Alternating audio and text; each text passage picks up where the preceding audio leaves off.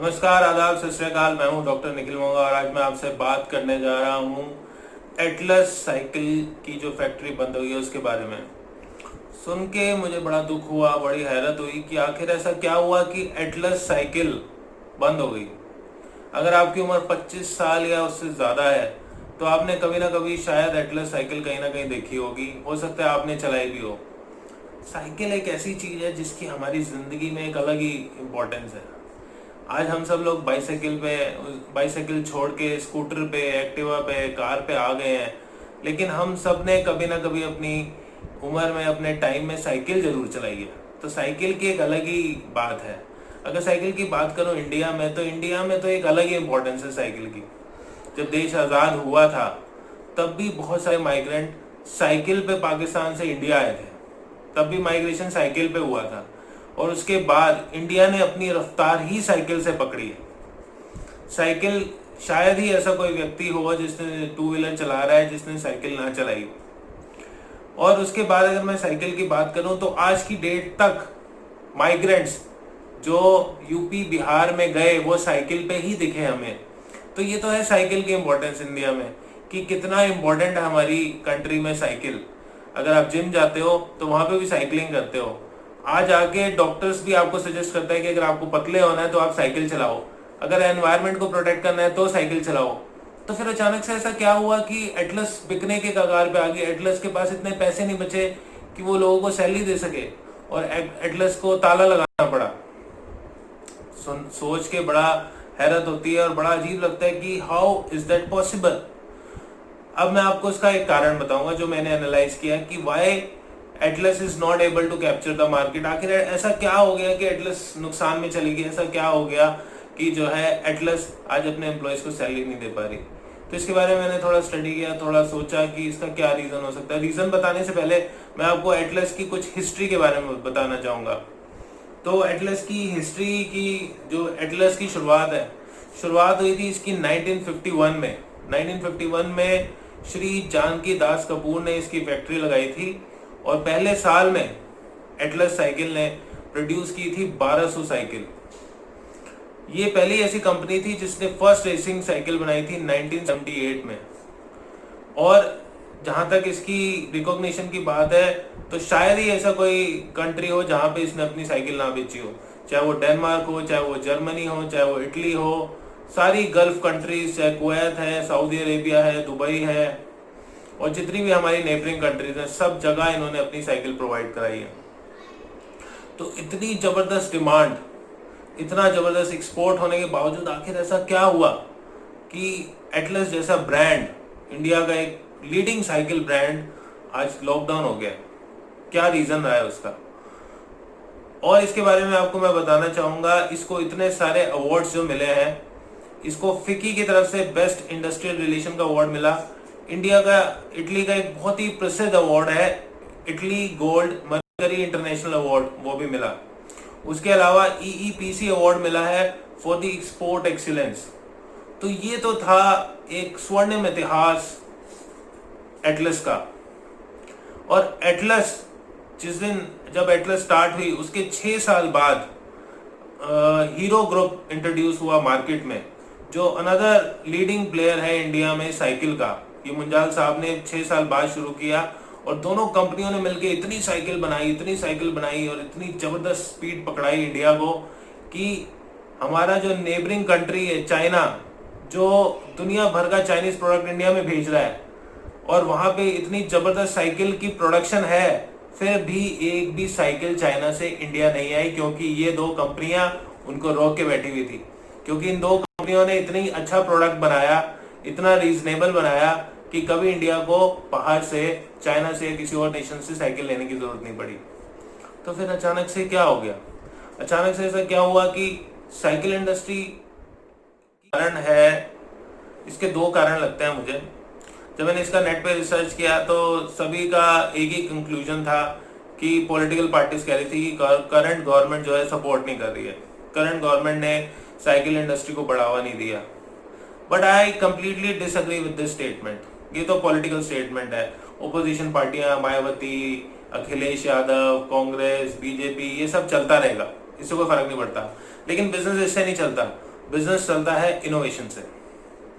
तो क्या इन्होंने इनोवेशन नहीं की? नहीं, इन्होंने इनोवेशन भी की। इन्होंने माउंटेन साइकिल निकाली, इन्होंने फर्स्ट रेसिंग बाइक निकाली, लेकिन ऐसा क्या हुआ कि इसकी डिमांड कम होगी? इसका रीजन था इसका कॉम्पिटिटर हीरो। हीरो ने ऐसा क्या किया? हीरो ने ऐसी इनोवेशन करी जो ये नहीं कर पाई।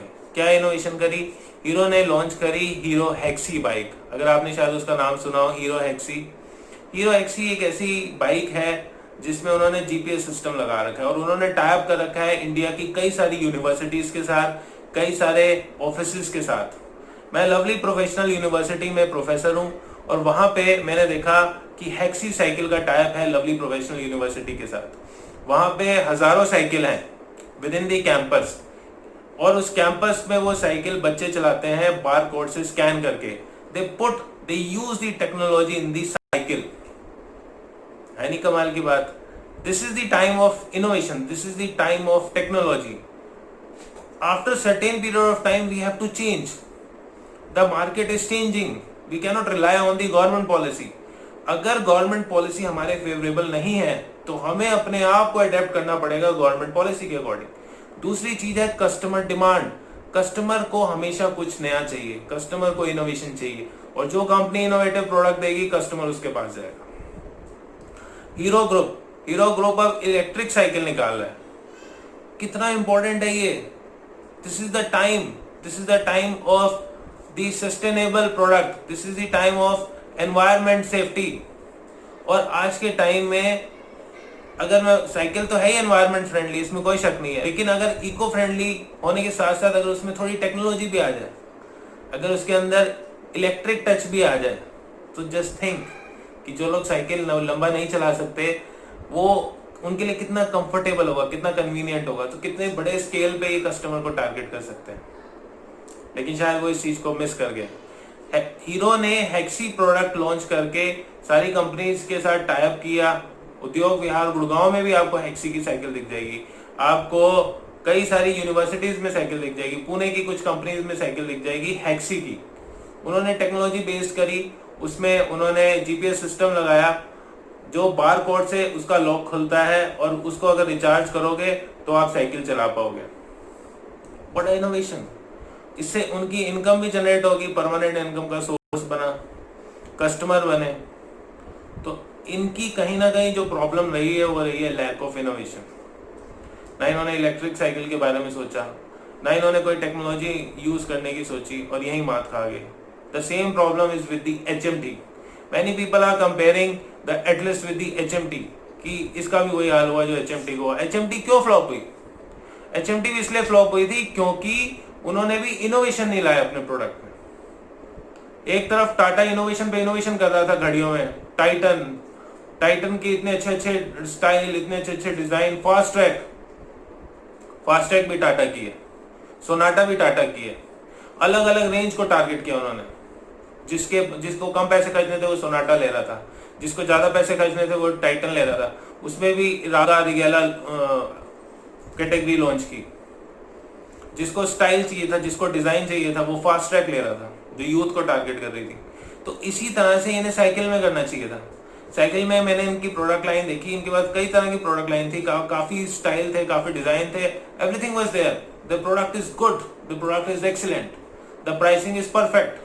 क्योंकि प्राइसिंग की अगर मैं बात करूं तो इतने प्रीमियम ब्रांड्स आ गए इंटरनेशनल इंडिया में कंपटीशन देने के लिए, जिन्होंने प्रीमियम प्रोडक्ट लॉन्च किए। जैसे लंबोर्गिनी जो कार बनाती है कंपनी, उन्होंने भी अपनी साइकिल लॉन्च कर दी है जिसकी कीमत है 6 लाख रुपए। ये 6 lakh rupees. They target the premium customer. उसके अलावा मैं कुछ और ब्रांड बताऊंगा। फोकस की साइकिल आती है 3.5 लाख रुपए की। कोपरनिकस की साइकिल आती है 1.5 लाख रुपए की। तो it means the customer is there in India. The customer are ready to pay premium price if you are offering premium product. What they need is the innovation. उनको चाहिए इनोवेशन, कस्टमर को चाहिए कुछ नया, कुछ यूनिक, कुछ technology based. This is the time of technology. जो technology के हिसाब से अपने आप को चेंज नहीं करेगा, जो इनोवेशन नहीं लाएगा, जो पुराने स्टाइल को फॉलो करता रहेगा, they have to leave the market today और tomorrow. and it is bound to happen.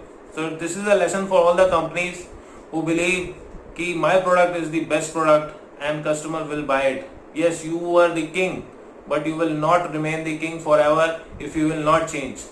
Kotak ने यही गलती की, वो डिजिटल मार्केट को नहीं समझ पाया कि this is the time of digital presence. DSLR की पावर चाहिए थी कैमरा को. सिंपल फोटो तो हम मोबाइल से खींच सकते हैं. उसको पता नहीं था उसका कॉम्पिटिटर कोई कैमरा कंपनी नहीं, उसका कॉम्पिटिटर एक मोबाइल कंपनी निकलेंगी. मोबाइल में कैमरा आया तो अब हमें कैमरा लेने की क्या जरूरत है, कौन रोल लेगा, कौन करेगा. यही प्रॉब्लम याहू के साथ हुई, यही प्रॉब्लम नोकिया के साथ हुई, and now the same thing happened with the Atlas. So this is a lesson for all of us कि if you want to survive, if you want to sustain in your life, you have to change according to the environment and you have to adapt yourself according to the environment. That's all I want to say. Thank you so much.